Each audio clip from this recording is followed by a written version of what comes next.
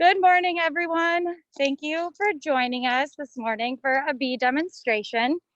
If you have questions throughout this time, you can either put your questions in the chat or put them in the Q&A, and I'll try to answer them as quick as I can. I'm also going to be filming, so it might take a minute, but I'm going to throw it over to Marcin, who's going to get us going. Let's see. I always forget how to flip the camera. Okay. Good to go? Yep. Good morning, everybody. So, as you can see, we're nowhere near the hives. And I know this was supposed to be a making splits, and we will talk about splits. But as it is with bees, you never can tell. Sometimes they throw you a curveball and you have to adjust to it. So, first thing we're going to do today is we're going to catch a swarm that just landed over there. It wasn't there at 3 p.m. yesterday, and it was here at 7:30 when I showed up. So, I'm not sure if it came from our hives or not. I'll go through them later and confirm. It seems on a good size. So quite possibly came from one of our hives, but we're gonna find out. First thing is we're gonna catch him. So we just got a 5-frame nuke box with frames in it. I'm gonna take out 3 frames and just put T on the outside. Hold it up to them as high as I possibly can, and I'm just gonna dump him in.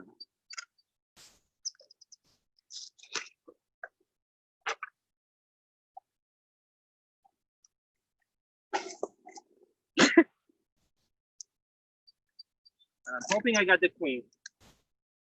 So I'm gonna put in 1 more frame in the middle, let him work on the frames. I'm gonna close it up and we'll leave it here for about 10-20 minutes and come back and see if most of them are in the hive or if some of them are coming back to that location.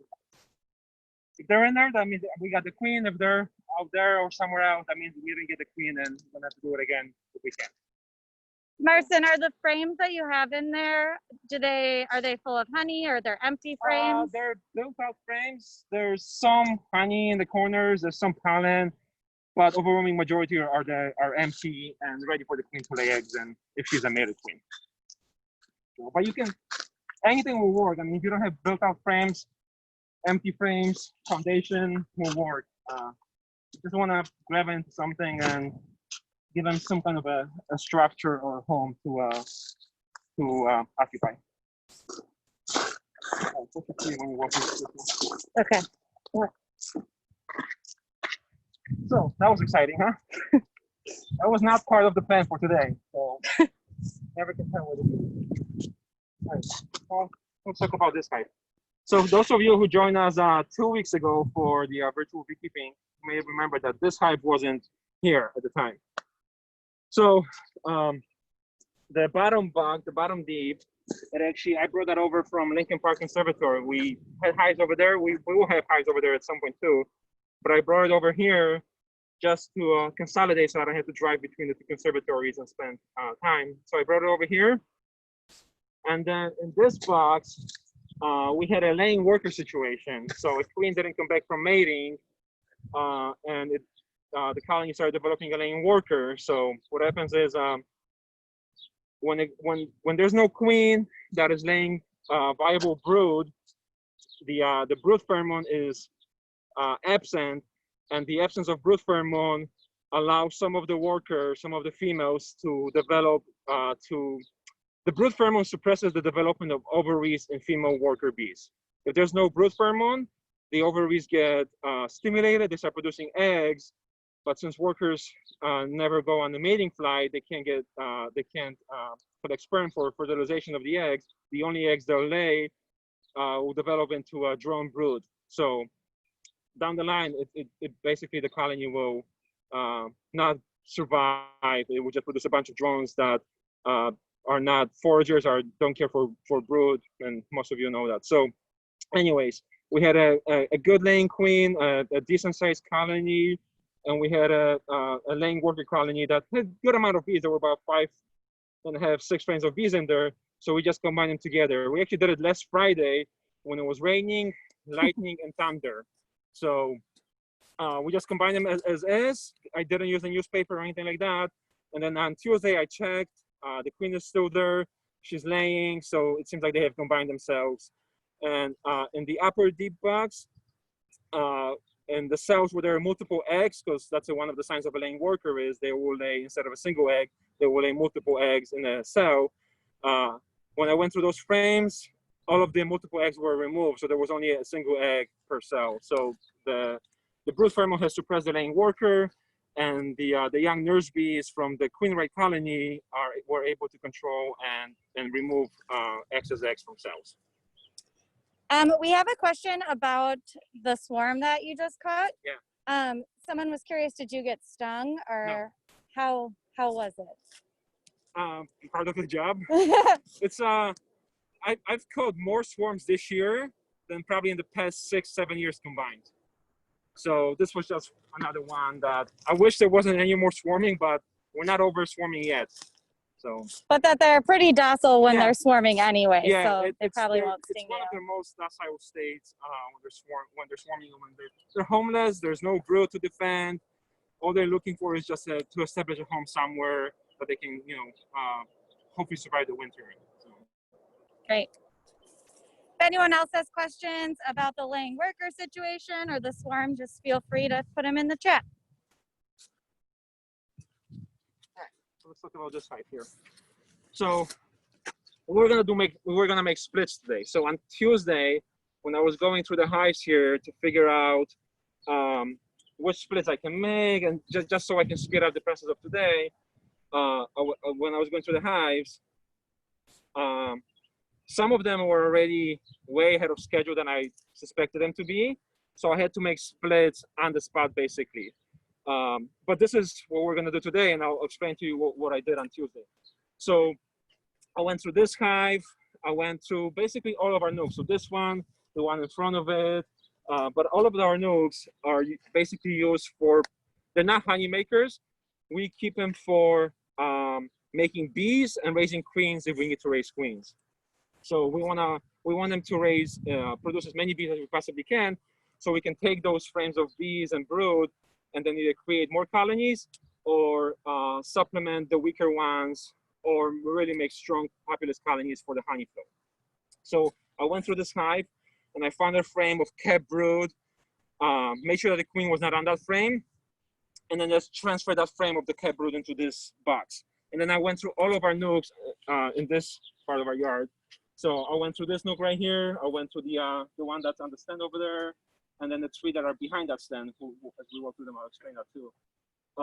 And then just from each of those hives, I took a single frame of brood, kept brood, as much kept brood as I possibly could, made sure that the queen was not on that frame. So either really look for the queen or try and find her in some other part of the hive, and then just put them together. So basically this hive was created by putting 5 frames of brood from 5 different colonies together. It creates confusion. There's almost no fighting when there's so many pheromones being interchanged. And we're doing it at the right time of the year. If this was August, mid-August, later on, there'll probably be some more fighting going on. I would probably have to select more younger nurse bees instead of the ones that are on the kept brood. But there was very little fighting. So I did that on Tuesday. On Wednesday, I came in and I gave him a queen in a cage. And then I looked at it today, and they've eaten through the candy plug, and the queen is out. And I actually saw a small patch of eggs. So she's been accepted, and she's been started laying already in this hive. So, Marcin, we have a question about the laying worker hive. Yeah. They were wondering, when you combine the hives, did you put the laying worker hive directly on top of your queen right hive? Yeah, directly on top of it. So basically put a box, the deep box, and then just transfer the frames from the laying worker colony into that deep box. I smoked them. I gave them, quite a bit of smoke. It wasn't over smoked, it wasn't smoke in the air, but I smoked them to mask some of the pheromones, create more confusion. But yeah, basically just directed on that, and then I gave him a quart jar of sugar water on top of it, and it's not because they need food. It's just that when there's excess food coming in, it reduces the stress and makes bees more friendly towards each other, so to speak. We also have a question about when you're, I think that this is related to making the splits. When you're moving the frames of brood, do you brush off the bees that are on that frame, or you leave them on there? I try to take as many bees as I possibly, well, in this case, I try to take as many bees as I possibly could with the frames of kept brood. The more bees that are covering there, the quicker the colony will grow, you know, the better they'll do. So my point with this colony was to make a strong enough split that they'll be able to grow, probably with some feeding, grow to be winter ready by October. If I brush off the bees, it would slow down their progress, and they probably would not be winter ready without me giving them some additional resources in the form of bees and brood from some other hives somewhere down the line. So I try to make it as strong as possible. Like I said, there's 5 frames. I moved 5 frames of brood, but in reality, there's about 4.5 frames of brood because not all of them were fully filled. One side has pollen, one side of the frame had nectar on it. So there's some food resources for them because they don't have a lot of foragers right now. It's all of the foragers that were in that went back to the hives they came from because, you know, we literally moved them at most 30 feet. So foragers came back to the hive they came from. So there's not a lot of food. There's not a lot of foragers yet. As the brood starts hatching out, emerging, and it promotes the growth and the change of the chores within the hive. So in 3 weeks, the hive will be full of foragers. In 2 weeks, I'll have to have to transfer it into a wooden box and add more frames on top of it because the queen will be out of room to lay by that time. Someone is asking, when you're grabbing the frames of brood, they want to know if you can tell the different stages that the brood is in, and does it matter what stage the brood is in? I don't know if maybe we can get that on film or not. I would prefer to have a brood that is about to emerge or very shortly to emerging. Sorry, we got a train going by. I would prefer to have brood that is about to emerge or be very shortly to emerging. But if I grab a frame of brood that has just been kept and it's going to take another 12 days for it to come out, so be it. Can you tell? Yes and no.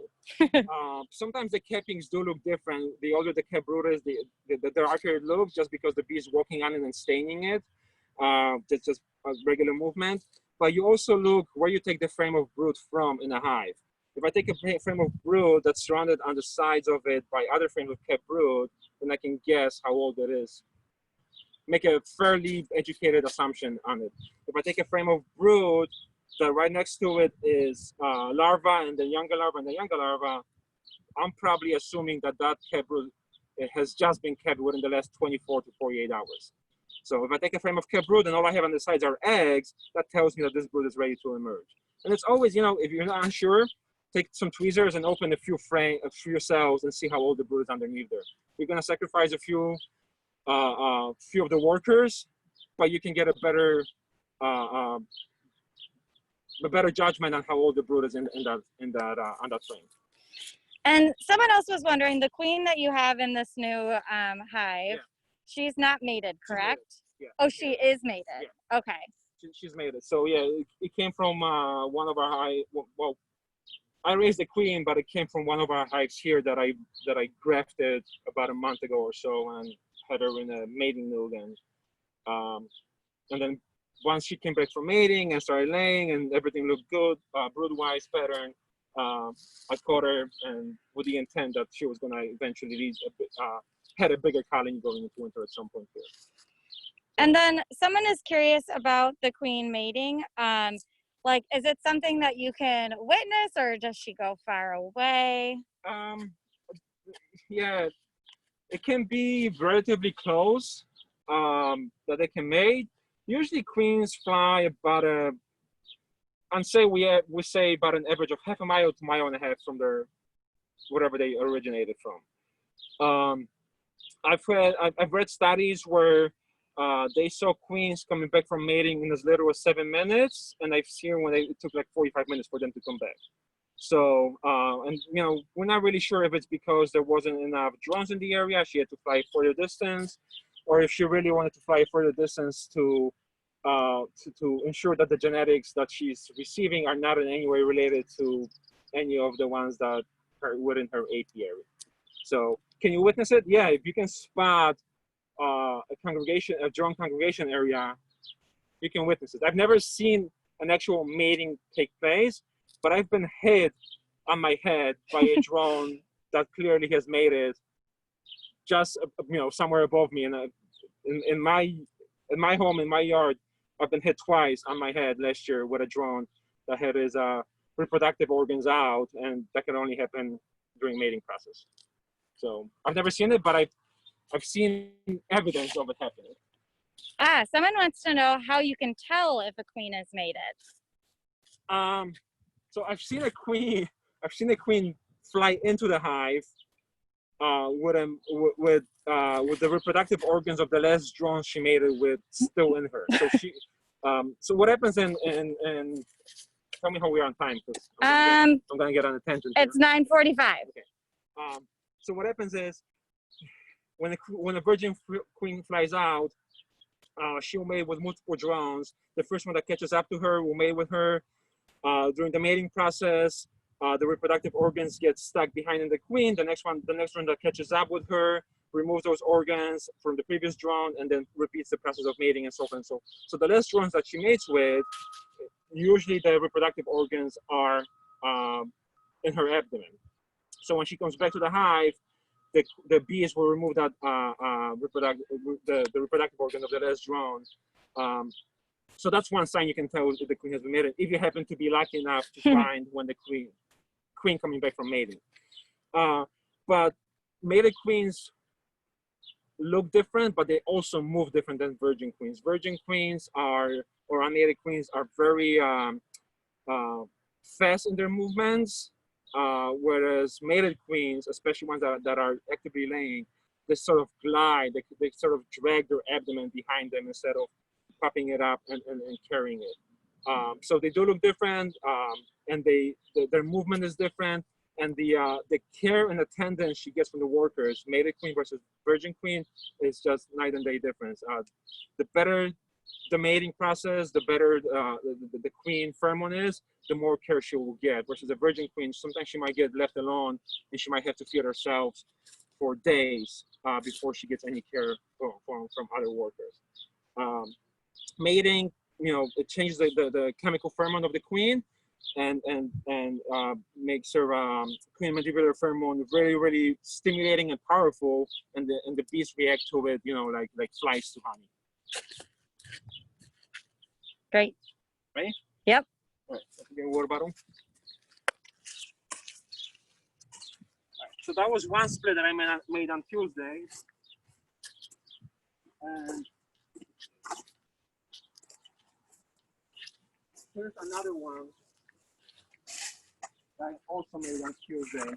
So this is a split that was made on Tuesday. Yeah. So basically what this one was, I made it strong, and we have hives in the on the other side of the conservatory that had to be, they were on the verge of swarming. They were all, nooks like this. And the reason why we have those nooks is because, like I said before, we keep them not to make honey. We keep them to make more bees out of them and more colonies out of them. So, you okay? Oh yeah, I'm good. Okay. So, I don't know if you were getting back. No. So I went to the other hives and at the other side of the conservatory. We have 6 over there. 5 of them are really doing good. One of them is just extraordinary. It's an overwinter colony that I've already pulled probably 10, 12 frames of brood from it to give to the other hives already, and the queen just keep pumping out the brood, like, at a good rate. So I went through that hive. These are 4 frame boxes, and I pulled from those 5 hives over there, because I didn't do one, because one is, it's fine on its own, but it wasn't strong enough to give resources to other hives. So from those 5 hives, I pulled 6 frames of brood from them, and 6 frames of kept brood with bees on it, and then just transferred them over here, and then gave each one of those a frame of foundation. So there's 1 frame of foundation here, and there's 1 frame of foundation in there, and the same thing. And I gave him a queen, with a cork. So the other one, I just gave him a queen with a candy plug, no cork on top of it. This one, I gave her a queen with a candy plug and a cork above the candy plug. So, and just because they were a little bit stronger, there was more bees in here, so I wanted the queen to have a better chance of acceptance. So I got a slower release. And this morning, I just removed the cork from the candy plug. The queen is still alive in her cage. I removed the cork from the candy plug. And my assumption is on Tuesday when I come in and check out, the queen will be out of the cage, and hopefully I'll find some eggs. If not, at least I'll find her walking around somewhere on the frames. My assumption is that she'll be accepted. All of the foragers have flown off, and the only thing that's left are the young nurse bees that were on the frames or the emerging brood. The younger the nurse bee, the younger the bee overall, the higher the acceptance rate of the queen. So if the foragers fly off, they don't have, their loyalty is with the old queen that they have grown up with, not so much the new that you introduce. So by having young nurse bees in there or emerging brood, it really greatly increases the chances of the queen being accepted. Someone is wondering how you keep track of what stage all the different hives are in. Is it just a by sight, by memory thing, or? Sort of. I do have a notebook that I do, but like I know honey producers are honey producers. That's what they do. And then I just do it by, I know which nodes I created when, and if everything goes as it's supposed to, I know how long it will take them to grow to a certain stage before I have to manipulate them, manage them in some way. So it's just a matter of when I make my inspections and management decisions. So whatever I do on this stand, I try to do the same thing to all of the hives together, if that makes sense. So that doesn't always work. So that laying worker colony that I talked about earlier, actually came, that colony was actually in this location. So so I moved it over there, and then we had a nuke that we created about a month ago that was actually in this location. So I just moved that nuke over here, put it in place, let it catch all the foragers that would come back from that laying worker colony back into here, and then put a split with a new queen in that location. So the bees that are flying around don't get lost. But now I know that these hives have been depopulated. This hive has a new laying queen, and my next management will be, I'll go through those hives, and I will probably equalize all of them to the same strength. So I'm probably gonna take frames of brood from here and give it to here, so they're all at the same equal strength, roughly, give or take. So when I do my management decisions, I do it by the whole stand. I know I have to do the same thing to all of those hives.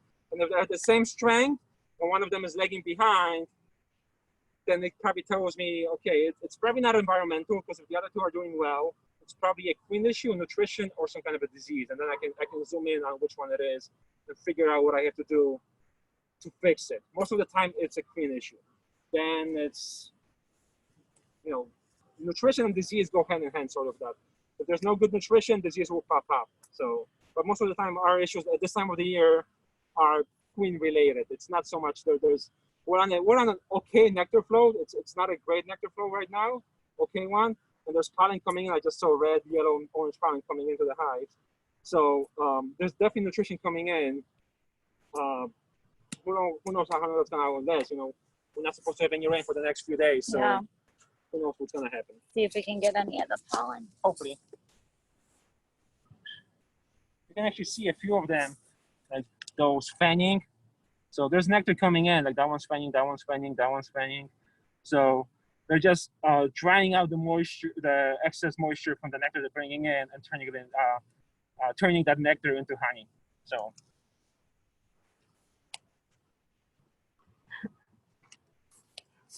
right. So now we're gonna do what we actually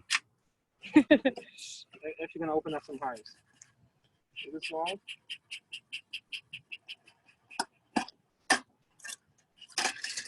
While you're doing that, I'll give you some questions. Yeah. Someone was curious if you could touch on how to combine weak and strong hives in the fall. So first question would be, why are they weak? Is it because they're just weak on their own, or is it because of some other underlying issue? Is it mites, there's a disease or something like that. Assuming there's no disease issue, and depending on what time and flow you're talking about, if there's no natural flow happening, I would combine them using a newspaper method. So basically, if I had to combine the hives, let's see if I had to combine the hives. This is a strong hive, this is the weaker hive. And between them, I would put a piece of newspaper or 2 sheets of newspaper, put it right on top of this, and then put the weaker colony on top of that one, and let the bees chew through the newspaper. It will take them 24 to 48 hours. But that slow introduction allows the queen pheromone and the brood pheromone from the strong colony to penetrate and be spread out throughout this colony. And if you have a queen in here, if you can find her in the weaker colony, if you can find her and remove her, all the better. If not, 9 out of 10 times, the stronger queen pheromone, the stronger queen will survive the better of the queen. Sometimes they'll fight it out. In most cases, the bees will take care of the weaker one and choose the stronger one going into winter. Great. Not always the case, but most of the time. All right, let me get the smoker going. Okay. I had it going, but I'm gonna get another question. Hold on. Mm-hmm.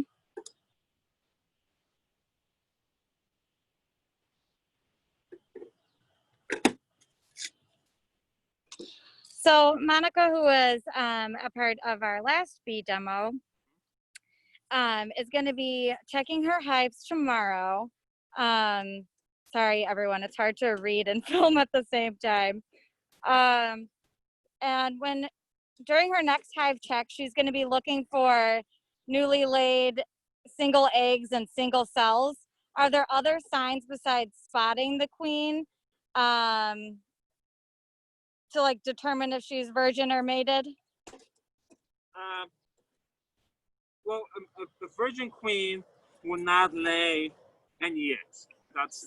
She cannot lay any eggs. But so there's a virgin queen, there's an unmated queen, there's a mated queen, there's a mated laying queen, and there's a drone layer. Right? There's 5 types of queen that we differentiate between them. A virgin queen will not lay eggs.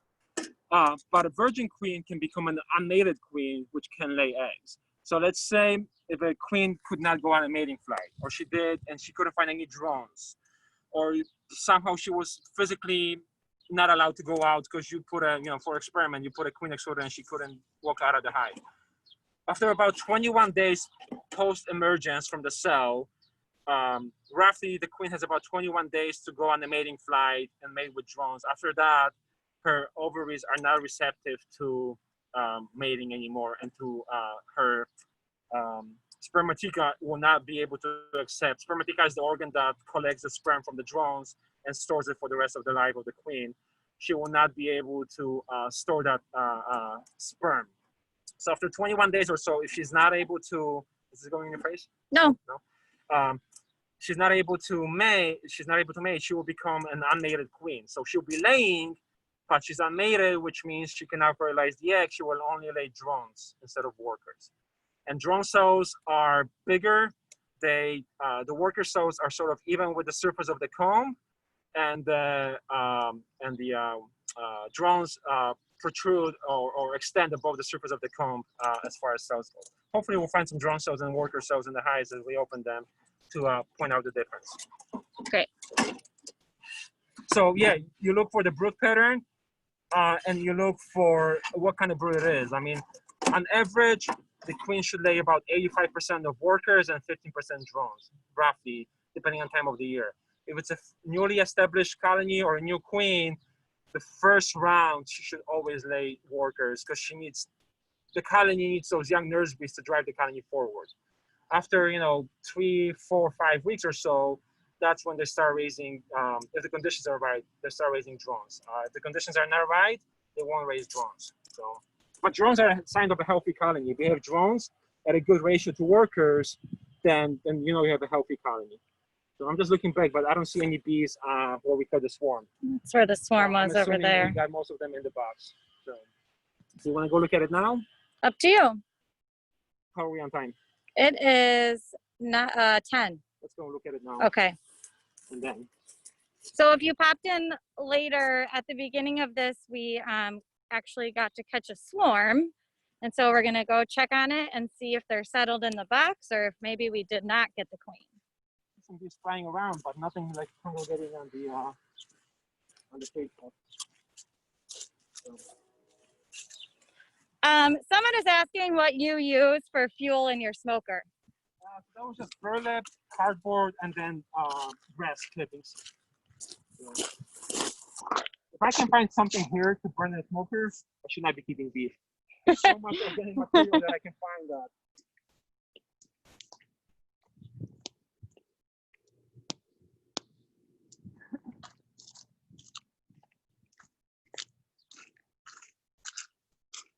Go around. Yeah, I'm assuming she's in there. I can see bees flying around. I can hear them. I can see them fanning out already, so I can actually feel their the breeze from their wings on my hand. So Let's see if I can get closer. yep, they're in there. So I'm assuming I have a queen. There's actually you want to zoom in on this. So this action is called festooning. Oh, I love it. So like the space between the frames is violates bee space, which is about 3/8 of an inch. So they're measuring that distance. And if I left it, okay? Yep. If I left it like that, they would start filling that gap with crumbs. So I'm just gonna drop those frames in there. So that's a decent sized swarm, especially for this time of the year.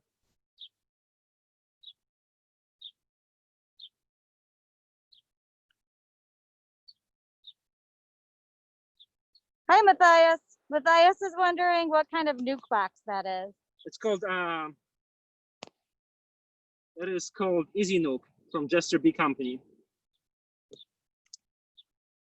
I like them. I like those nuke boxes. They're very, you can store them flat if you're not using them. They come apart, easy to transfer. I'm gonna look out and see if maybe I can find the queen. Oh, look at them.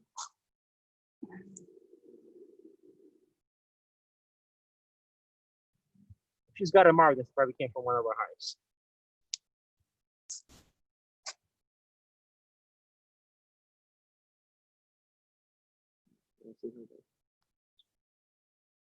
That's a good looking swarm. So you never know what you're gonna find with bees. I've been keeping this for 11 years, and not single one of those years have the bees ever read a book that I've read about it. Whatever they read, I don't have access to. All right, so there's an entrance on this side. I'm gonna open it up now. I'll go around. These are the azaleas. All right. This is just like a little flip right here that's closed down. So I'm gonna pop it open and let the bees come out. Now, probably at the end of the day, I'll move that nuke box somewhere by the other hive. So. All right, well, that was success. All right. It was also one of the easiest swarm grabs ever. Like they've landed in the perfect spot. Yeah. Someone is curious. You're not wearing gloves or a veil, and the bees seem pretty docile. Is that just the way your bees are, or do you have a special approach? We try to keep gentle bees, obviously, because we have volunteers in public. So we do have a hive that is Mean? not mean, but it's fine now. It's fine now if I go like this, but if I open it, they would be way more interested in me. Not necessarily stinging me, but just definitely interested in me. So that's like one of our more defensive hives. Other than that, they're all, gentleness is one of the things we select for when we raise queens. But it's also, we're on a decent nectar flow, so they're busy collecting nectar. So we're doing it, we're inspecting them at the good time of the day. So it's not raining. It's not like what it was last week when we were combining the hives and the bees were not happy that we had them open. I got stung probably a few times and you almost got stung too, right? Yeah. Almost. All right, so let's bring this horse circle back. So the reason why we have those nukes is to raise more queens out of them, raise more bees out of them, and then overwinter them going into winter. This is how we're gonna overwinter them in 3 boxes. Whether it's 5-frame or 4-frame setup, doesn't matter. We're gonna overwinter them in 3 boxes. If I kept them like this year round, they would swarm. So I have to keep depopulating them. I have to keep taking frames of brood out of them, or the queen, let them requeen themselves in order to keep them from swarming. So on Tuesday, as I was going through the hives, these 2 were part of the hives that I was gonna split or be part of the split.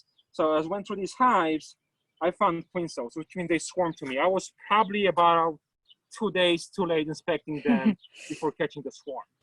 So I found queen cells that were some were open, some were kept, which means the swarm happened somewhere within the last 48 hours, 36, I'm gonna say 48 hours before my inspection on Tuesday. So today what we're gonna go through this hive, and since they swarmed already, they have depopulated them in half.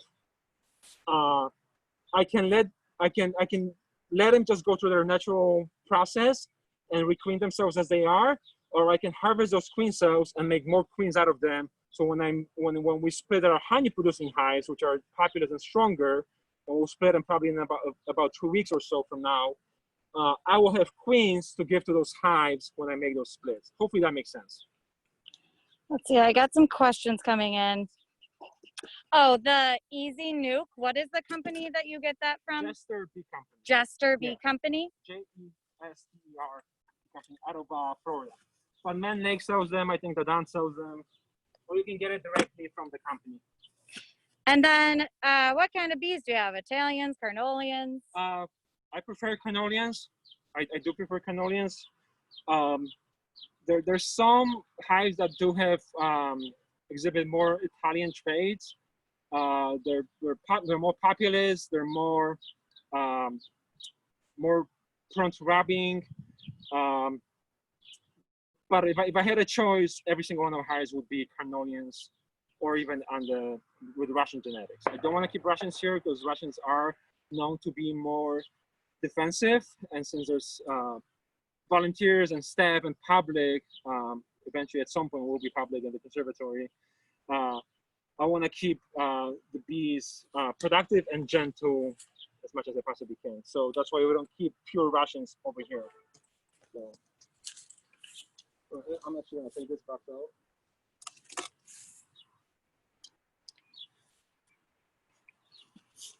Let's see. The name of the company that sells the Easy Nukes is Jester, Yeah. like Jester.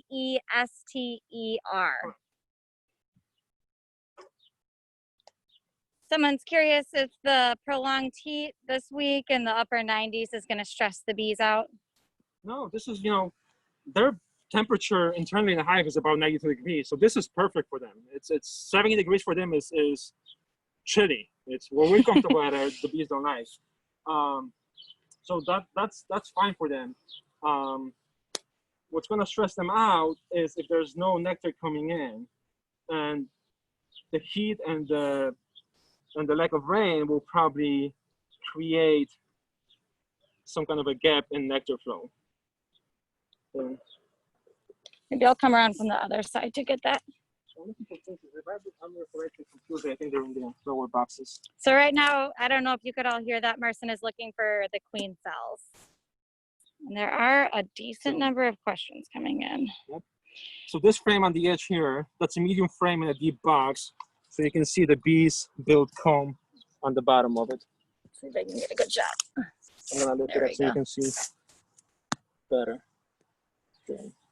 Marcin, when is the, what would be your cutoff date for making a split so that it could make it into the winter? It all depends how much work you want to put into that split.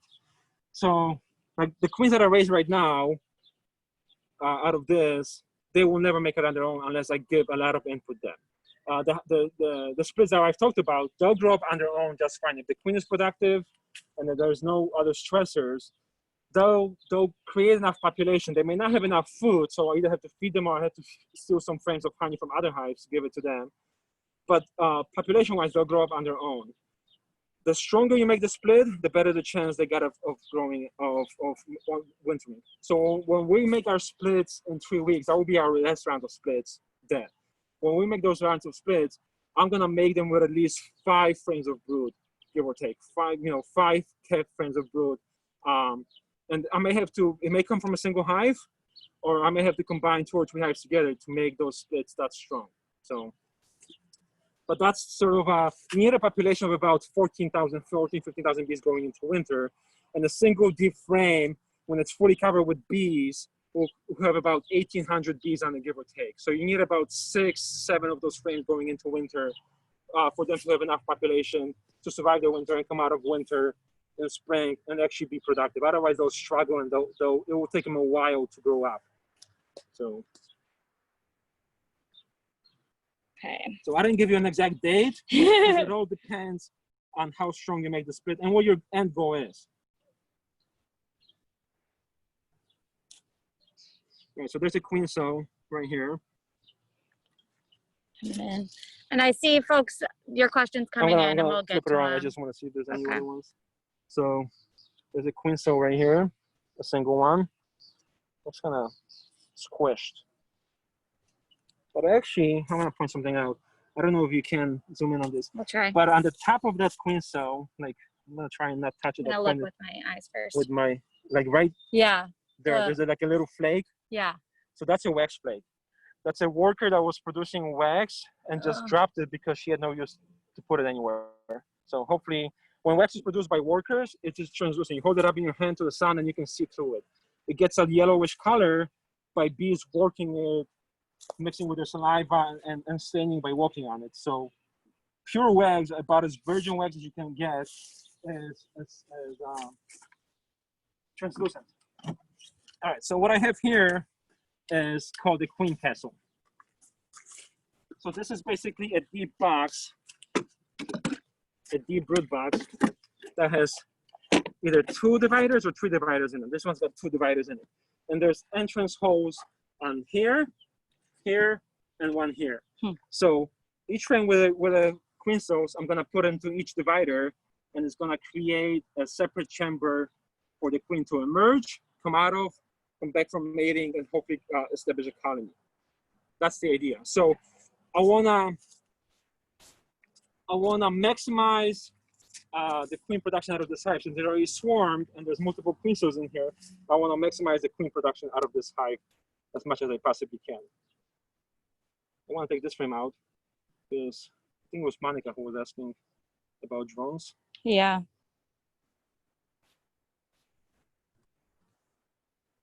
Yeah. So this is what drone brood looks like. So that's drone brood. So it's not even with the surface of the comb. It's bigger cells and it protrudes above the surface of the comb. So actually on this frame, you can see this part right here, it's all bigger cells. And this part right here, about 1/3 of it, is worker size cells. So you can see the difference between this size cells and this side. That's for drones, that's for workers. Yeah, that's very clear actually. Can you see it? Yep. Good.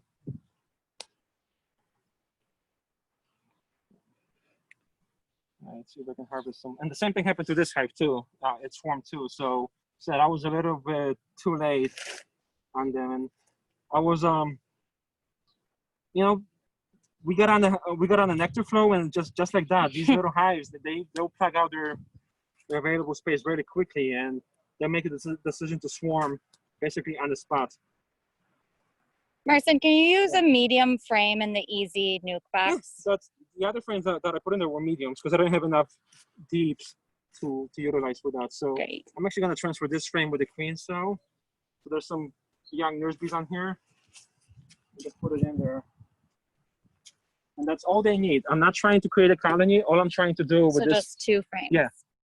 They're not going to fill the space. There's not enough bees in there. All I'm trying to do is just get that queen mated so I can use her for a different purpose down the line. So I think everybody should have a queen castle in there, because if you don't want to use a queen castle, you take those out and it just becomes a regular 10 frame box. How are we on time? It is 10:15. Okay. Let's see. So we probably won't have time to go to the other hive. But so there's 2 more queen cells on here on the bottom. There's actually 3. No, that one's open. So there's 1 and 2, 3 on here. Let's see. Let's see on the other side. There's few more on the other side too. So there's one, there's two, and there's three more. That one's open, nothing in it.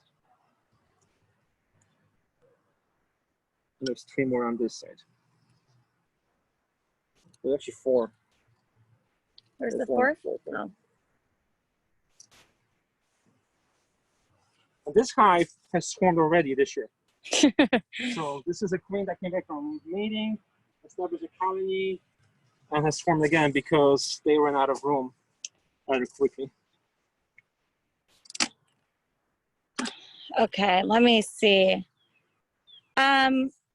Someone's wondering how you can tell the difference between Italians and Carnolians, and is also curious why you like Carnolians over Italians. So one of the ways is you can tell by color, but that's not always a good way to judge a queen. You can get a Italian that looks dark, or you can get a Carnolian that looks more on the lighter side. But behavior is one of the things you can recognize. So Italians will produce brood even when there's not a lot of food coming in. Carnolians are known to reduce the brood amount, brood production, and Russians are known to completely shut down when there's no pollen coming in. If there's no natural pollen, you cannot really stimulate them with artificial stuff. They'll use it, but they will not grow on it. Versus Italians, you give them artificial food, and they'll use that to produce more bees, more brood, and keep the population going. So behavior is one of those things. And then, just overall, again, it goes into overall behavior. Italians are more prone to robbing, whether robbing other hives or being robbed. They're more prone to disease issues popping up earlier, versus Carnolians are a little bit better at keeping disease at bay. Takes them a little bit longer to develop full-blown cases, and generally speaking. And then if you buy queens, you just buy them from a reputable seller who can verify that his queens, their queens are have Carnolian genetics in them versus Italian genetics in them. And most sellers will distinguish between the two, because there's a market for Italians, there's a market for Carnolians. I'm not saying one's better over the other. I just have a preference for Carnolians. They tend to overwinter better. They require less food going into winter, and just a little bit of a different management that suits my ideology.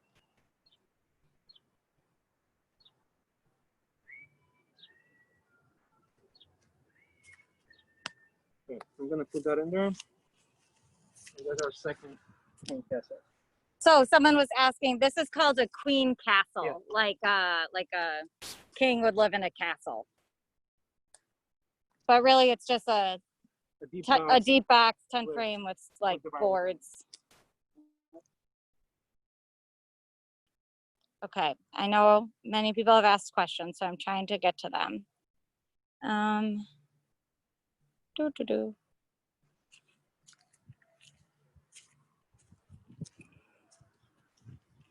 gonna leave the last of the queen cells in here. Someone is wondering, like on the frames that have multiple queen cells, would it be possible to cut around each of the cells? I could, but I don't want to mess around with that. Just too risky, in your opinion? I just don't want to mess around with it right now. That's got it. But yeah, there's nothing wrong with that. Someone is just wondering about how when you take the boxes off, you lay them on the side. Is there a reason for that? I could put them down on the like the way they're sitting on top of each other. I could do that, but a lot of them have bird comb like this, so I risk chances of damaging some of the bees that way. So this is how I prefer to put my boxes. But there's nothing wrong with like stacking them on top of each other that way. All right, so I gotta figure out, because I gotta take another frame from here. I gotta figure out which frame I'm gonna take. I'm probably gonna take the medium frame and put it in there. Let's see, we got that. Oh, someone is wondering how you know when a nectar flow is over. The bees will tell you. Most of the time, it's if they're not putting nectar in honey storage, but they're storing nectar in the brood nest area, that usually tells you that there's not enough nectar coming in for them to consider it a surplus. So, and then their behavior changes too. It's when you start seeing bees hanging around in places where you didn't find them earlier.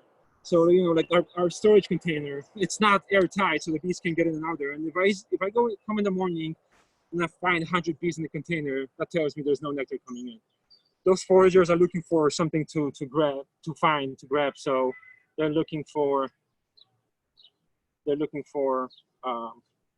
anything they can find. So all I'm doing is I'm just taking the frames out. I'm gonna transfer them into lower box, but I gotta get to this frame because that frame I'm gonna take with me and put it in one of the screen casters. If you asked a question and I didn't answer it, if you could put it either in the bottom of the chat or in the Q&A so it comes back up to the top, then we will get to it. I think I got most people's questions though.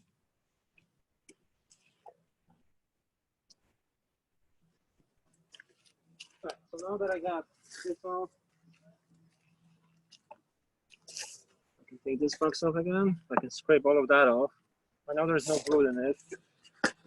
So it's just some honey and just get the bees out of it. So I don't.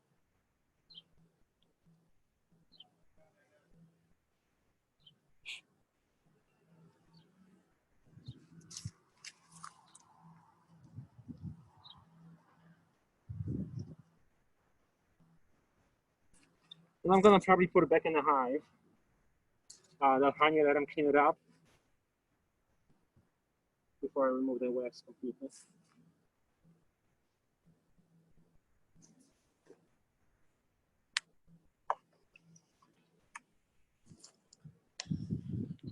Someone would just like you to elaborate on the process, it says, of harvesting queen cells.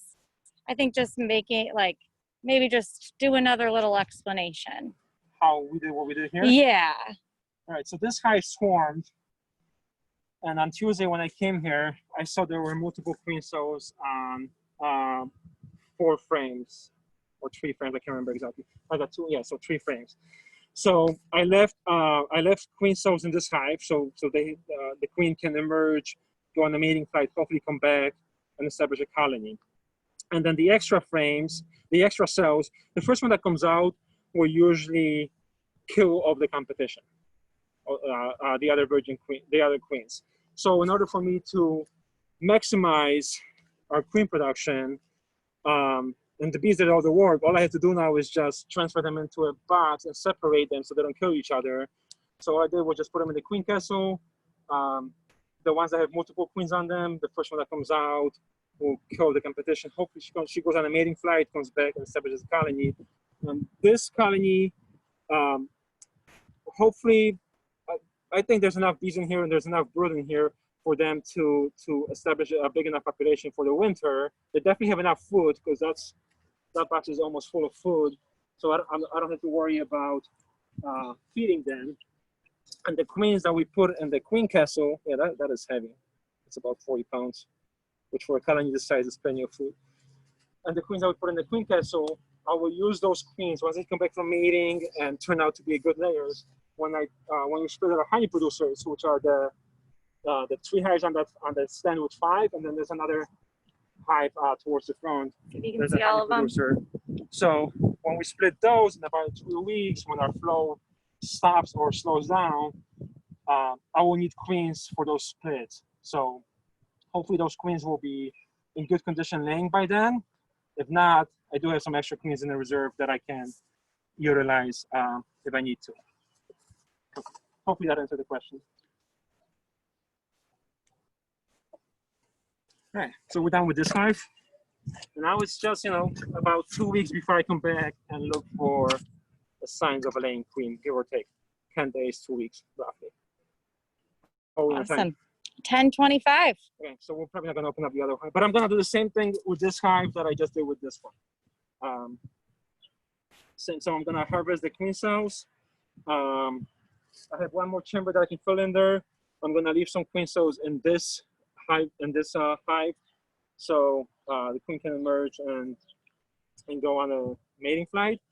And if there's more cells, I have more of those new boxes that I can put them in there, and that's just for the purpose of getting the queen, giving the queen some home and giving her enough bees to care for, so she can go on the mating flight, come back, and start laying some brood. Awesome.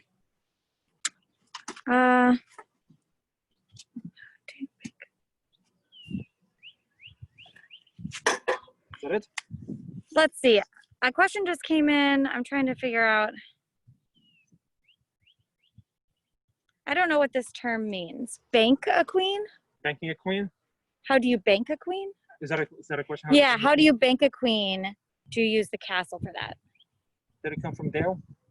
No, I don't remember who it was, but I don't remember that name. Because I explained that to Dale many times before. No, it's not. Okay, so I'll explain it. Banking a queen is basically, so like right now, I have queens in cages on my desk for my own personal use.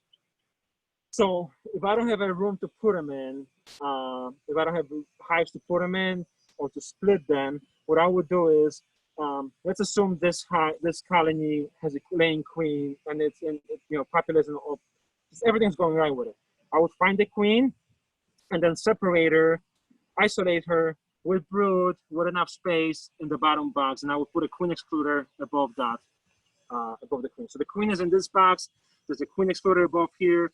She's got some young bees. She's got room to lay in there. In this box, I would move as many of the young brood as I possibly can. So eggs or very young larvae, because that will attract the young nurse bees.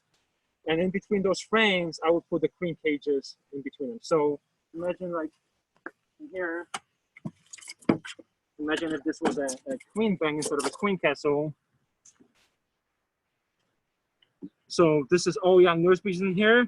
I would just make a space in here and I would pop in my queen cages in there that the bees have access to, but the queens cannot get out because there's a plug prohibiting their entrance. So the young nurse bees, they're not in direct contact with the queen below. They can get her pheromone, but they are also, young nurse bees also don't have loyalty to the queen as much as the older bees. So if there's another queen that they're in vicinity of, they will take care for that queen. They will not care for that queen as much as the laying queen they have down below, but the young brood and the presence of the queens will keep the young nurse bees producing royal jelly and feeding the queens and keeping them from starvation. So that's basically a queen bag, and it's just a holding area for the queens until you know, or you have something to do with those queens. A lot of queens in the commercial settings are banked before they're sold, moved on, or used for splits. So nothing wrong with that. There's a time limit to how long you can bank a queen, obviously,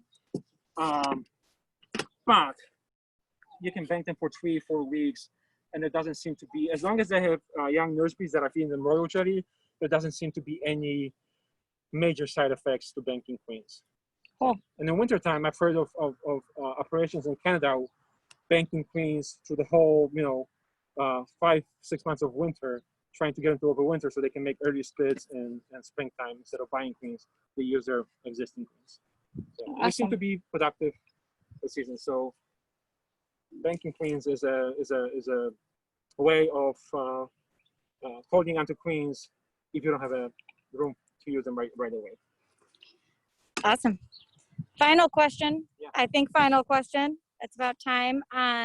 Just curious if you use queen excluders in your honey producing hives. Yeah, so 2 of them we are using queen excluders, 2 of them we are not using queen excluders.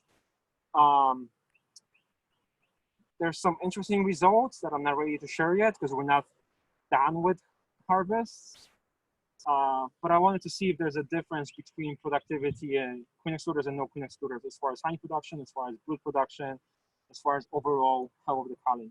So I've been tracking that on those 4 hives, and it's only 4 hives in a single setting, so take that with a grain of salt. don't write a scientific paper about it. But yeah, later on in the season when it's harvested and I can go to the hives in more detail. Somehow, yeah, we'll get that out, whether we'll do a Zoom session or something, or email me or something. I'll let you know what the results are. We do have one more question. Should we try to do it real quick? It is 10:30. Someone was curious, what do you use to keep a queen on a frame side to promote a brood break? You can put her, well, you can put her in those queen cages, so you can catch her, put her in a queen cage, and then just attach it to the frame with a rubber band or something, so it doesn't fall down. You can do that. There's something called pushing cages, so it's basically a cage that, you know, like it could be any size, but like the ones that we use here are about half the size of this brick, so about, I don't know, 2 inches wide by about 4 inches long and about 3/4 of an inch deep. So you find the queen. So let's say if the queen was on this piece of comb and I have a cage, so I would just zoom in the cage over the queen and then push in the cage away from the queen over her and push it into the comb so she has no room of escaping. And that's called pushing cage. And you're trapping the queen. She still has room to lay. She still has, you're trapping some of the bees with her under there, so she has care as far as bees go that can feed her, so they can receive royal jelly from other bees and they can pass it on to the queen directly, or the queen can be fed directly. There's also something called timing boxes. So basically, let's go to the queen castle again. So basically, imagine instead of having these, this is masonite, but these dividers, so sometimes they're plastic, sometimes they're wood dividers, you put in a queen excluder in there. So the bees can pass through this easily, but the queen is trapped on one side of the queen excluder. And it's called a timing box. And you give her, you know, 3 frames worth of space to lay in. So you can trap her in there. You can create a brood break that way if you want, because she won't be allowed to lay in anywhere in there. And if you want, you can sacrifice that brood, because that brood is going to attract all of the mites. You can sacrifice that brood, dispose of it, and you should reduce your mite load that way too. And you keep the queen laying, and a laying queen, putting her on a break from laying and then allowing her to lay is not in the best interest overall for the queen. If you can keep her to, if you can allow her to lay all the time, even if it's a diminished rate, it's better overall for the queen and for the colony if she's laying, because she's producing a queen pheromone. She produces a different queen pheromone when she's laying and when she's not laying. So it's still a queen pheromone, but it's not as much of a stimulant or not as powerful. So, Awesome. hopefully that answers your question. I think so. All right. It's 10:33. Perfect. Thank you all for joining us. Hopefully we'll be able to do another one of these sometime soon. Bye, everybody. Let's see if I can actually end this. Leave.